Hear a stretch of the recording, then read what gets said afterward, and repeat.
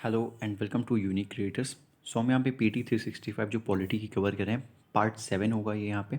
आइए आपको दिखा देता हूँ कौन से टॉपिक्स कवर होंगे यहाँ पे। ये सारे टॉपिक्स जो हैं इंपॉर्टेंट कॉन्स्टिट्यूशनल स्टैट्यूटरी या एग्जीक्यूटिव बॉडीज़ जो न्यूज़ में नहीं हैं वो कवर होंगी। लोकपाल है, डिलिमिटेशन कमीशन है, डायरेक्टरेट और एनफोर्समेंट है, ED बोलते हैं, central bureau of investigation, national cadet corps and other important news. आइए अपने फर्स्ट टॉपिक के साथ स्टार्ट करते हैं। फर्स्ट टॉपिक यहाँ पे है लोकपाल।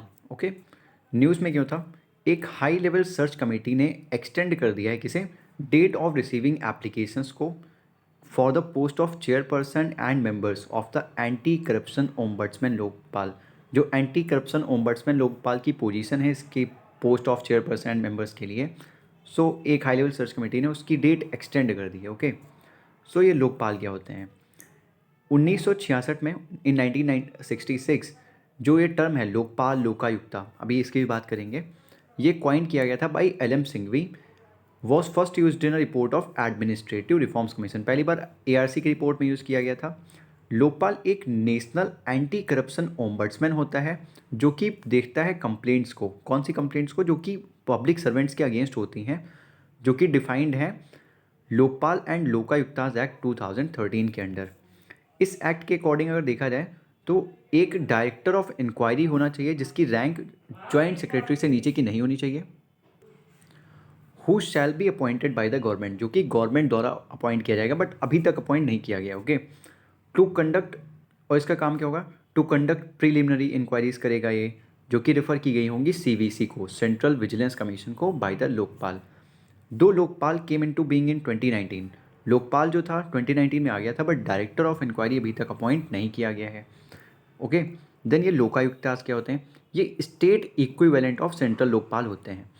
सम स्टेट्स, कुछ स्टेट्स हैं उन्होंने ऑलरेडी ये लोकायुक्तास इस्टेब्लिश कर दिए हैं, जैसे कि महाराष्ट्र हो गया, 1971 में ही कर दिया था। केरला ने 1999 में कर दिया था। एंड इनकी जुरिस्डिक्शन किस पे होती है, CM पे होती है, चीफ मिनिस्टर, मिनिस्टर्स पे होती है, MLAs पे होती है, ऑल स्टेट गवर्नमेंट एम्प्लॉयज़ पे होती है, एंड सर्टेन प्राइवेट एंटिटीज़ पर भी होती है, including religious institutions, very very important. अब हम देखेंगे लोकपाल एंड लोकायुक्ताज एक्ट 2013 के बारे में। कॉम्पोजिशन क्या है, Lokpal consist of chairperson, Lokpal में एक चेयरपर्सन होता है एंड मैक्सिमम ऑफ 8 मेंबर्स होते हैं, जिनमें से 50% जो होते हैं वो जुडिशियल मेंबर्स होते हैं एंड 50% जो होते हैं वो SC ST OBC minority and women से होते हैं। ओके, ये कॉम्पोजिशन हो गया।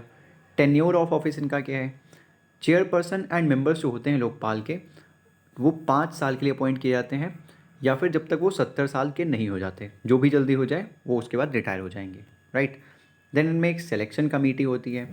ये किस लिए होती है, यहाँ पे चेयरपर्सन एंड लोकपाल मेंबर्स जो होते हैं उन्हें अपॉइंट कौन करता है, shall be appointed by the president on recommendation of a SC। SC is not supreme court but selection committee. Okay, एक सिलेक्शन कमेटी इन्हें रिकमेंड करेगी और प्रेसिडेंट अपॉइंट करता है चेयरपर्सन एंड लोकपाल मेंबर्स को। Selection committee constitute of prime minister. Selection committee में कौन होता है, प्राइम मिनिस्टर होता है, चेयरपर्सन, लोकसभा का स्पीकर होता है, लीडर ऑफ अपोजिशन होता है, चीफ जस्टिस ऑफ इंडिया होता है या फिर उसका कोई भी नॉमिनी जिसे वो नॉमिनेट कर दे, एंड एक एमिनेंट ज्यूरिस्ट होता है nominated by president based on recommendation of other members of panel. Okay, as per Lokpal act of 2013, अगर लोकपाल एक्ट ऑफ 2013 की बात करें, department of personal and training जो है नीड्स टू क्रिएट, उसको ज़रूरत है क्या क्रिएट करने की, एक लिस्ट ऑफ कैंडिडेट्स जो कि इंटरेस्टेड हैं चेयरपर्सन या मेंबर बनने में लोकपाल के। ओके, देन यहाँ पे कॉन्फिस्केशन ऑफ प्रॉपर्टी की बात की गई है, जो भी करप्ट मीन्स या से एक्वायर की गई है property, even while prosecution is pending, इसके भी केसेस वो देख सकते हैं, राइट। प्रोसिक्यूशन पेंडिंग ही होने दो, प्रॉपर्टी कॉन्फिस्केट हो जाएगी। देन नेक्स्ट आता है टाइमलाइंस फॉर इंक्वायरी। क्या टाइमलाइंस इंक्वायरी के लिए या फिर इन्वेस्टिगेशन के लिए, 60 डेज हैं for completion of inquiry and 6 months हैं for completion of investigation by CBI। Okay, this period, जो ये 6 मंथ्स का पीरियड है, ये एक्सटेंड भी किया जा सकता है बट उसके लिए लोकपाल की रिटन रिक्वेस्ट लगेगी from CBI।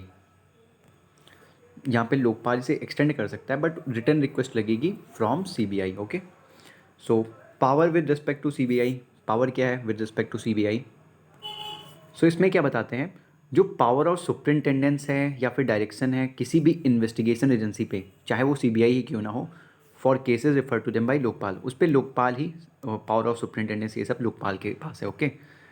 Transfer of officers of CBI investigating cases, जो भी ट्रांसफ़र करना है ऑफिसर्स का, चाहे वो सीबीआई का ही क्यों ना हो, ये सब लोकपाल करता है। एंड यहाँ पे लोकपाल की सब नीड होती है। ओके। सो मेनली लोकपाल को ऊपर रखा है इन्होंने, यहाँ पे अच्छे से लिखा नहीं है बट लोकपाल को ऊपर रखा है, प्राइम में इसी दी है। रिमूवल, कैसे रिमूवल होगा इनका, लोकपाल मेंबर्स या चेयरपर्सन जो भी हैं उन्हें प्रेसिडेंट रिमूव करेगा। और कब रिमूव करेगा, जब एक इंक्वायरी हो जाएगी by SC, means selection Supreme Court, sorry selection committee. For that, इसके लिए एक पेटिशन साइन की जानी चाहिए by at least 100 members of Parliament. कम से कम 100 मेंबर्स ऑफ पार्लियामेंट वो पेटिशन साइन करेंगे, उसके बाद ही वो आगे इंक्वायरी के लिए जाएगा एंड रिमूव किया जा सकता है by president. Okay. Then Lokpal का जुरिस्डिक्शन क्या है, किस पे एक्सटेंड होता है, प्राइम मिनिस्टर पे इसका जुरिस्डिक्शन है, मिनिस्टर्स पे है, एमपी पे है, ग्रुप ABCD ऑफिसर्स पे है, and officials of central government जो हैं उन पे भी इसका जुरिस्डिक्शन एक्सटेंड होता है। या फिर कोई भी सोसाइटी है या ट्रस्ट है या बॉडी है जो कि रिसीव करती है foreign contribution above ₹10 lakh. Okay. So ये सारी चीज़ें इंपॉर्टेंट हैं आपके लिए। आइए आगे चलते हैं। सो यहाँ पे हम अपना सेकेंड टॉपिक चालू करेंगे जो कि है डीलिमिटेशन कमीशन का। ये न्यूज़ में क्यों आया था, सुप्रीम कोर्ट ने सेंटर से क्या बोला कि एक फ्रेश डीलिमिटेशन कमीशन सेटअप करने को, टू इंश्योर, जिससे कि ये इंश्योर किया जा सके कि प्रोपोर्शनल रिप्रेजेंटेशन मिले कम्युनिटीज़ को जो कि SCs हैं, STs हैं, जो कि कॉन्स्टिट्यूशन में लिखा हुआ है। डीलिमिटेशन इन इंडिया कब कब हुआ है ये, द डीलिमिटेशन कमीशन ये कब कब सेटअप किया गया है, 4 बार अब तक किया गया है since independence, in 1952, 1963, 1973।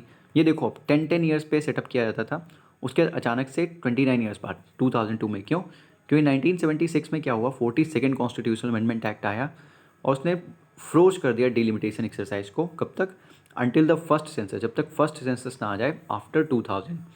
And similarly 2002 में क्या हुआ कि 84th कॉन्स्टिट्यूशनल अमेंडमेंट एक्ट आया और उसने अगेन फ्रीज किया फॉर 25 ईयर्स टिल 2026। तो अब सेंसस आएगा, उसके बाद फिर से डिलिमिटेशन एक्सरसाइज होगी, राइट। डिलिमिटेशन कमीशन की पावर्स के बारे में बात करते हैं। इसके बारे में आर्टिकल 82 में इसका मेंशन होता है, पार्लियामेंट इनैक्ट करता है डिलिमिटेशन एक्ट। क्या रिस्पॉन्सिबिलिटी होती है, इट इज़ रिस्पॉन्सिबल फॉर री एडजस्टमेंट ऑफ कॉन्स्टिट्यूएंसी, री एडजस्टमेंट होती हैं कॉन्स्टिट्यूएंसीज की, नंबर भी री एडजस्ट होते हैं एंड बाउंड्रीज भी उसकी। Okay. Of Lok Sabha and state assemblies दोनों की आफ्टर एवरी सेंसस, बट अभी 25-25 साल पे वो आगे एक्सटेंड कर देते हैं, राइट। इट्स डिसीजन, जो भी इसके डिसीजन होते हैं फाइनल होते हैं और अनचैलेंजेबल होते हैं कोर्ट में। कोर्ट में इसके जो भी इसने बोल दिया वो फाइनल है, कोर्ट में नहीं लिया जा सकता इसका कुछ भी। जो कॉपीज़ होती है इसकी ऑर्डर्स की, वो laid before the house of people, वो रखी जाती हैं लोकसभा में एंड स्टेट लेजिस्लेटिव असेंबलीज़ में जो भी कंसर्न होती हैं, मतलब कि जिनके चेंजेस हुए हैं। But no modifications are permissible there in by them, but कोई मॉडिफिकेशन कोई भी नहीं कर सकता, कोई कुछ भी कर ले। कॉम्पोजिशन क्या होता है, सुप्रीम कोर्ट जज होता है यहाँ पे, करंट या रिटायर्ड जो भी हो वो चेयरमैन होता है, chief election commissioner of India होता है, और an election commissioner nominated by him और हर, या फिर कोई इलेक्शन कमिश्नर होगा जिसे वो नॉमिनेट कर देंगे, and respective states election commissioner भी होते हैं। सो इसके साथ ही हमारा ये टॉपिक भी खत्म होता है। सो नेक्स्ट टॉपिक हमारा है डायरेक्टरेट ऑफ इन्फोर्समेंट, जिसे हम ED बोलते हैं, काफ़ी न्यूज़ में रहता है। तो रिसेंटली क्या हुआ, न्यूज़ में क्यों आया था, सुप्रीम कोर्ट ने डिक्लेयर किया जो थर्ड एक्सटेंशन मिलता है डायरेक्टरेट ऑफ इन्फोर्समेंट के चीफ को, वो इनवैलिड है। ओके। देखते हैं यहाँ पे इन्फोर्समेंट डायरेक्टरेट होता क्या है। ये एक इन्वेस्टिगेटिंग एजेंसी है, ये तो आप सभी को पता ही होगा। कैसे इस्टेब्लिशमेंट हुआ था, वेरी इंपॉर्टेंट, 1952 में under department of revenue, ministry of finance. Okay. Composition क्या होता है, ये हेड की जाती है बाई ED का डायरेक्टर जो भी होता है, जो कि अपॉइंट किया जाता है as per provisions of the section 25 of CBC act 2003। Not very important. Tenure इसका इंपॉर्टेंट है, 2 ईयर्स का टेन्योर होता है but can be given 3 annual extension. Okay. और यहाँ पे जो थर्ड एक्सटेंशन मिला था उसी को इन्होंने इनवैलिड बोला। देन फंक्शन क्या है इसका, ये रिस्पॉन्सिबल होता है किन चीज़ के इन्फोर्समेंट के लिए, फॉरेन एक्सचेंज मैनेजमेंट एक्ट 1999 हो गया, FEMA, prevention of money laundering act 2002 PMLA जिसे बोलते हैं हम, fugitive economic offenders act FEOA 2018, conservation of foreign exchange and prevention of smuggling activities act 1974, COFEPOSA जिसे हम बोलते हैं। ओके। देन पावर्स क्या है, डायरेक्टरेट ऑफ एनफोर्समेंट की, ये सीज असेट्स को सीज कर सकता है, किसी को बुला सकता है, इसके बाद पावर टू समन होती है। सेम पावर होती है as a civil court regarding discovery, inspection, production of evidence, कोई भी अगर चाहिए समन कर सकता है, एग्जामाइन कर सकता है, इश्यू कर सकता है कमीशन एट्सेट्रा। अरेस्ट भी कर सकता है, ये इन्वेस्टिगेट कर सकता है एंड अरेस्ट भी कर सकता है for violation of PMLA 2002 and FEMA 1999, बिना किसी वेट किए कि कोई FIR वगैरह फाइल की जाए। ओके, रिकॉर्ड एडमिसिबिलिटी, ये क्या होता है, बहुत इंपॉर्टेंट है। 2022 में क्या हुआ, सुप्रीम कोर्ट ने रूल किया कि जो स्टेटमेंट होते हैं जो रिकॉर्ड करते हैं ED officials can be admitted as evidence in court, उनका यूज़ किया जा सकता है as evidence in court. Okay, recovery of fines, penalties and arrears of penalties, ये सब भी कर सकते हैं under the FEMA act. So इसी के साथ ही हमारा ये टॉपिक भी खत्म होता है। सो नेक्स्ट टॉपिक हमारा है central bureau of investigation, CBI।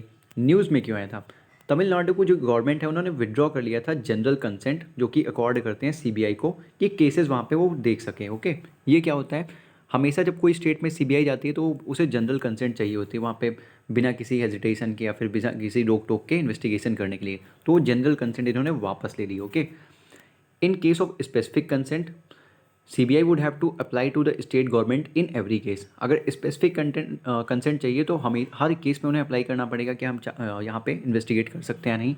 अगर नहीं मिली वो स्पेसिफिक कंसेंट तो फिर CBI ऑफिशियल के पास पावर नहीं होगी कि वो पुलिस पर्सनल की तरह वहाँ पे इंटर कर सके। Okay, will not have the power of police personnel when they enter the state, normally जाएगा वहाँ पे। Then withdrawal is not applicable, withdrawal तब एप्लीकेबल नहीं होगा जब केस पहले से ही प्रोग्रेस हो रहा है। ओके, पहले से अगर केस अंडर प्रोग्रेस है तो आप विड्रॉ नहीं कर सकते उस टाइम पे। देन यहाँ पे हम बात करेंगे सेंट्रल ब्यूरो ऑफ इन्वेस्टिगेशन के बारे में। ये अगेन एक इन्वेस्टिगेटिंग एजेंसी है। कैसे इस्टेब्लिशमेंट हुआ था, बहुत इंपॉर्टेंट है, 1963 में under ministry of personal, pension and public grievance के अंडर। ओके, ये गवर्न की जाती है by Delhi special police establishment act 1946, DPSC बोलते हैं। ओके, रिकमेंड किसने किया था, संतनम कमेटी ने किया था on prevention of corruption 1962 to 1964। Composition क्या होता है, इसे हेड करता है director of CBI appointed by 3 member committee, जो कि 3 मेंबर कमेटी से अपॉइंट होता है। वो 3 मेंबर कमेटी क्या होती है, prime minister, leader of opposition party in Lok Sabha and chief justice of India. Tenure क्या होता है, सेम एज ED, 2 ईयर का टेन्योर होता है but can be given 3 annual extensions.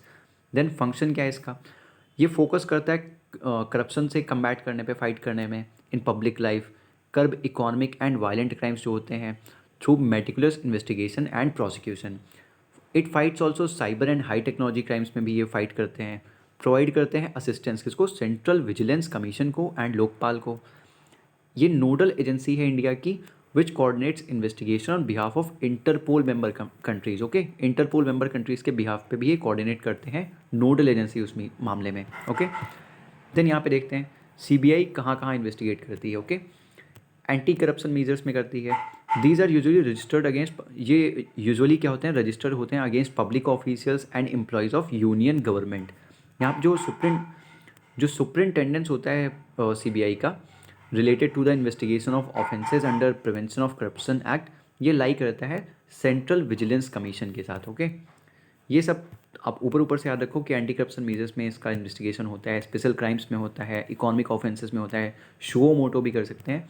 अंदर घुसने की इतनी कोई खास नीड नहीं है। ओके, इन्वेस्टिगेशन जो होता है सीरियस एंड ऑर्गेनाइज क्राइम का under IPC on request of state government, या फिर ये तब भी कर सकते हैं जब ऑर्डर हो सुप्रीम कोर्ट का या हाई कोर्ट का। इकोनॉमिक ऑफेंसेस हुए हैं तो वहाँ पे क्राइम्स जो हैं फाइनेंशियल मैलफिसेंस के, बैंक फ्रॉड्स के, मनी लॉन्ड्रिंग के, ब्लैक मनी ऑपरेशंस के, how etcetera. However CBI usually transfer cases of money laundering to ED, but usually क्या होता है, CBI जो मनी लॉन्ड्रिंग केसेस होते हैं वो ED को ट्रांसफ़र कर देती है। ओके, ये शो मोटो भी केसेस ले सकते हैं। CBI can take suo motu cases investigation of offences only सिर्फ यूनियन टेरिटरीज़ में। ओके, एंड सेंटर के पास पावर होती है कि वो ऑथराइज़ करे CBI को कि वो इन्वेस्टिगेट कर सके एक क्राइम स्टेट में। ओके, सिर्फ सेंटर ही ऑथराइज़ करेगा यहाँ पे, बट कब कर सकता है, जब only after the consent of concerned state, अगर कंसेंट है कंसर्न्ड स्टेट की जहाँ पे वो इन्वेस्टिगेट करने जा रहे हैं। जबकि supreme court and high court order कर सकते हैं CBI को कि वो इन्वेस्टिगेट करें क्राइम कहीं भी कंट्री में, तब कोई कंसेंट की नीड नहीं होती स्टेट की। ओके, जनरल कंसेंट क्या है? ये रिक्वायर्ड होती है under section 6 of DPSE act, means Delhi special police establishment act 1946। जो कंसेंट होती है स्टेट गवर्नमेंट की to CBI can be either general हो सकती है तो स्पेसिफिक हो सकती है। जनरल कंसेंट का क्या मतलब है? ये होती है कंसेंट बाय डिफ़ॉल्ट। ओके, मतलब कि दे दिया तो आप किसी भी केस में आ सकते हो। रिसेंटली क्या हुआ है, मल्टीपल कई स्टेट्स ने विड्रॉ कर लिया, वापस ले लिया है जनरल कंसेंट, जैसे कि वेस्ट बंगाल हो गए, मिजोरम है, पंजाब है, एट्सेट्रा। एक्सेप्शन क्या है जनरल कंसेंट का? कब जनरल कंसेंट मतलब जनरल एंड स्पेसिफिक कंसेंट दो होते हैं। ओके, एक्सेप्शंस क्या है इसके लिए? Supreme court and high court अगर ऑर्डर करते हैं CBI को कि वो इन्वेस्टिगेट करें क्राइम, तो कहीं भी कंट्री में कर सकते हैं, तब कोई कंसेंट वंसेंट की नीड नहीं होती। Okay, consent does not apply in cases where someone has, अगर कोई रेड हैंडेड पकड़ लिया गया है, रंगे हाथ पकड़ लिया गया है, तो कोई कंसेंट की नीड नहीं होती है। और कैसे red handed? Taking a bribe. Okay, then next topic हमारा अब आएगा नेशनल कैडेट कॉर्प्स। ये न्यूज़ में क्यों आया था? नेशनल कैडेट कॉर्प्स जो है NCC जिसे हम बोलते हैं, ये लार्जेस्ट यूनिफॉर्म्ड यूथ ऑर्गेनाइजेशन है वर्ल्ड का, जिसने सेलिब्रेट किया इसका 5th एनिवर्सरी इन 2023। अगर NCC के बारे में बात करें तो ये एग्जिस्टेंस में आया था नेशनल कैडेट कॉर्प्स एक्ट 1948 के अंडर। पंडित HN कुंजरू कमेटी जो थी उसने रिकमेंड किया था कि ये कैडेट ऑर्गेनाइजेशन इस्टेब्लिश की जानी चाहिए स्कूल्स एंड कॉलेजेस में नेशनल लेवल पे। ओके, एम क्या था कि ऑर्गेनाइज करें, ट्रेन करें एंड मोटिवेट करें यूथ को, जिससे कि वो लीडरशिप प्रोवाइड कर सके हर एक जगह पे लाइफ में, एंड ऑलवेज अवेलेबल, हमेशा अवेलेबल रहे for the service of nation. ये एक ट्राई सर्विसेज ऑर्गेनाइजेशन है जिसमें कि comprising army, navy and the air wing. Headquarter इसका न्यू दिल्ली में है। देन यहाँ पे दिया है NCC डायरेक्टरेट के बारे में। ये क्या होता है?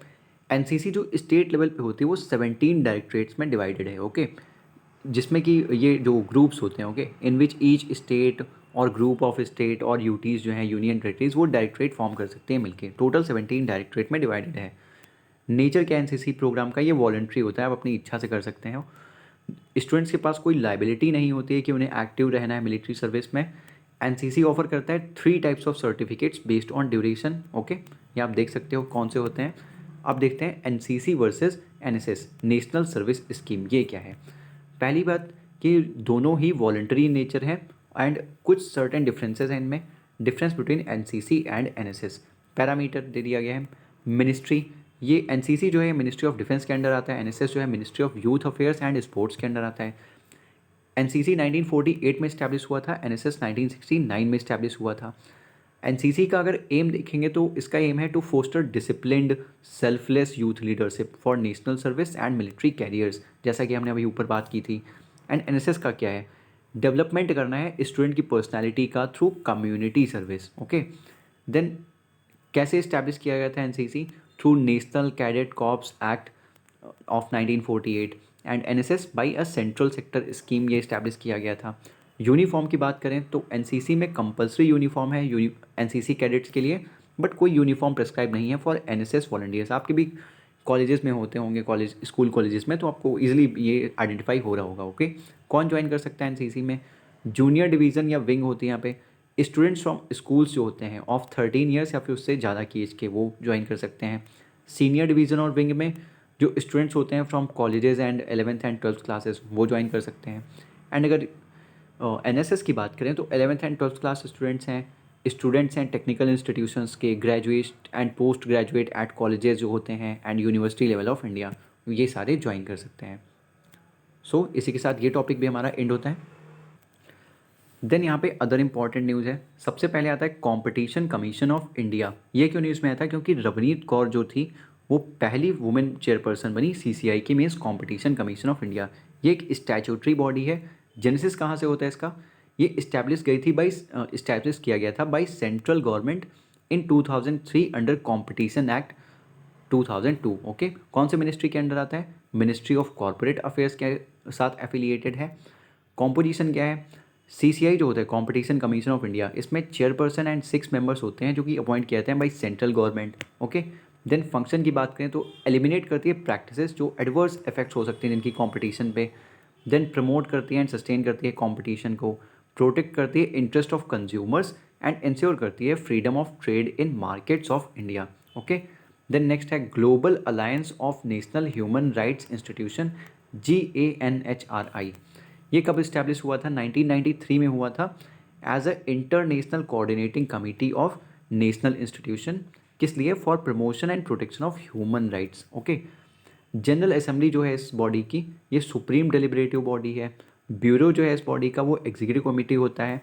इसमें 16 मेंबर्स होते हैं, 4 from each of GANHRI regional networks of Africa, Americas मतलब north and south, Asia Pacific and Europe.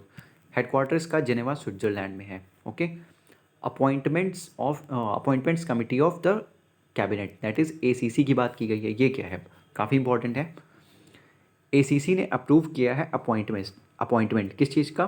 Post of director of SPG, that is special protection group, जो कि फोर्स है जो हैंडल करती है सिक्योरिटी ऑफ द PM। इसके बारे में जानते हैं ACC के बारे में।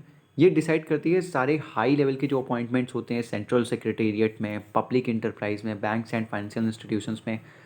चेयरमैन कौन होता है? प्राइम मिनिस्टर होता है। मिनिस्ट्री ऑफ होम अफेयर्स के अंडर आता है। Okay. Ministry of home affairs भी इसका मेंबर होता है। Okay. And then press information bureau के बारे में आया है। प्रेस इंफॉर्मेशन ब्यूरो के 100 साल हो गए हैं बने हुए। ओके। तो इसलिए न्यूज़ में आया। ये एक नॉन स्टैट्यूटरी बॉडी है, वेरी इंपॉर्टेंट। अगर इसके बारे में बात करें तो ये एक नोडल एजेंसी है गवर्नमेंट की, जो कि डिसेमिनेट करती है, इन्फॉर्मेशन देती है प्रिंट एंड इलेक्ट्रॉनिक मीडिया को on government policies and programmes. Genesis कहाँ से हुआ था? ये as a temporary cell set up किया गया था अंडर ब्रिटिश गवर्नमेंट इन 1919। और 1923 में क्या हुआ? ये ब्यूरो जो था वो परमानेंट बना दिया गया as the bureau of public information. Okay. Then इसका जो प्रेजेंट नेम है पब्लिक इंफॉर्मेशन ब्यूरो, PIB कैसे मिला इसे? 1946 में मिला था एंड बिकेम अ डिपार्टमेंट बन गया ministry of information and broadcasting का आफ्टर 1947। कॉम्पोजिशन क्या है इसका? प्रिंसिपल डायरेक्टर जनरल होता है मीडिया एंड कम्युनिकेशन का, जिसको असिस्ट करते हैं, who is assisted by a director general, उसे असिस्ट करता है director general and 8 additional director generals. Function क्या है इनका? ये एज एन इंटरफेस वर्क करते हैं between government and the media and also serve करते हैं या फिर प्रोवाइड करते हैं feedback, also serves to provide feedback to the government को ऑन पीपल्स रिएक्शन की, क्या लोगों का रिएक्शन है as reflected in the media. Okay, आगे चलते हैं। यहाँ पे पहला टॉपिक आता है national centre for good governance. Okay, NCGG। ये क्या है? NCGG ने अपना कंप्लीट किया है 24th batch. Okay, training complete किया है 24th batch of Maldivian civil servants की। ये क्या है? इसका जेनेसिस हुआ था 2014 में under ministry of personnel public grievance and pensions. Governing body कौन सी है? ये हेड की जाती है बाई कैबिनेट सेक्रेटरी। ऑब्जेक्टिव क्या होता है? गवर्नेंस को इम्प्रूव करना, पॉलिसीज़ में रिफॉर्म लाना, कैपेसिटी बिल्डिंग करना, ट्रेनिंग करना सिविल सर्वेंट्स की एंड टेक्नोक्रेट्स की इंडिया में एंड अदर डेवलपिंग कंट्रीज़ में, जैसा कि इन्होंने मालदीव में किया। ये फंक्शन करता है एज नेशनल रिपोजिटरी, मतलब लेखा जोखा रखती है ऑफ इंफॉर्मेशन और बेस्ट प्रैक्टिसेस जो होती हैं, इनिशिएटिव्स होती हैं, मेथडोलॉजीज होती हैं जो प्रमोट करती हैं गुड गवर्नेंस को। देन यहाँ पे NIA के बारे में दिया गया है, नेशनल इन्वेस्टिगेशन एजेंसी के बारे में। ये क्या है? NIA कंडक्ट करता है, NIA कंडक्टेड सर्चेज, NIA ने कंडक्ट किए थे सर्चेज वेरियस लोकेशंस पे। क्या लोकेट करने के लिए? टू लोकेट दोज, उन लोगों को लोकेट करने के जो कि इन्वॉल्व थे अटैक में। कौन से अटैक में? जो कि हाई कमीशन ऑफ इंडिया पे हुआ था इन लंदन। NIA के बारे में बात करते हैं। यहाँ पे NIA फॉर्म हुआ था under NIA act 2008 in the aftermath of 26/11 attack, 26/11 attack के बाद। It is a federal counter terror agency. ये एक फेडरल काउंटर टेरर एजेंसी है जो कि सो मोटो कॉग्निजेंस भी ले सकती है टेररिस्ट एक्टिविटी का किसी भी पार्ट में इंडिया के। कोई जनरल कंसेंट या स्पेसिफिक कंसेंट की नीड नहीं होती। NIA अमेंडमेंट एक्ट जो था 2019 में, वो एम्पावर करता था NIA को, जिससे कि वो इन्वेस्टिगेट कर सकती है शेड्यूल्ड ऑफेंसेस जो कि कमिट होते हैं outside India. Okay, of course subject to international treaties, उनके लिए बाइंडेड होना पड़ेगा and domestic laws of other countries. Act जो था 2019 का also empower the centre to designate sessions court as special court for NIA trials. Okay, ये important नहीं है इतना कुछ खास। कैबिनेट सेक्रेटरी देखते हैं। कैबिनेट सेक्रेटरी को ग्रांट किया गया है एक एक्सटेंशन, एक और साल का। ओके, होता क्या है ये अपॉइंट किया जाता है by appointment committee on the cabinet ACC, जो हमने ऊपर भी पढ़ा अभी, on seniority cum merit basis. जो कैबिनेट सेक्रेटरी होता है ये रिस्पॉन्सिबल होता है एडमिनिस्ट्रेशन के लिए, किसके, government of India rules 1961 allocation of business, okay, and government of India transaction of business rules 1961 के लिए। जो कैबिनेट सेक्रेटरी होता है ये हेड होता है सिविल सर्विसेज बोर्ड का भी। सो जो 7 पार्ट था ये हमने कम्प्लीटली कवर कर लिया है। आइए आपको दिखा देता हूँ कि 8th पार्ट जो हमारा लास्ट पार्ट आएगा उसमें क्या क्या होगा। सो लास्ट पार्ट में हम इंपॉर्टेंट एस्पेक्ट्स ऑफ गवर्नेंस देखेंगे। मिशन कर्म योगी है, right to information, Aadhaar, regulation of online gaming है, कंज्यूमर प्रोटेक्शन है इंडिया में, guidelines for celebrities, influencers, virtual influencer जो होते हैं ये सब देखेंगे। Scheduled tribes and OTFD, other for traditional forest dwellers, recognition of forest rights act 2006 के बारे में, एंड अदर इंपॉर्टेंट न्यूज़। ये भी इतना बड़ा नहीं होगा। So take care, bye bye, and keep sharing and keep watching these videos. And आप कोई भी डाउट है तो आप टेलीग्राम ग्रुप या फिर कमेंट सेक्शन में पूछ सकते हो ईजिली।